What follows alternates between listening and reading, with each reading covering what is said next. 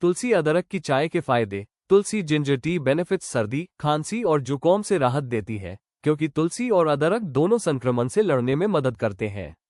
गले की खराश, दर्द और जलन कम करती है, जिससे बोलने में आराम मिलता है। शरीर की इम्यूनिटी मजबूत बनाती है, जिससे बार बार बीमार पड़ने की संभावना कम होती है।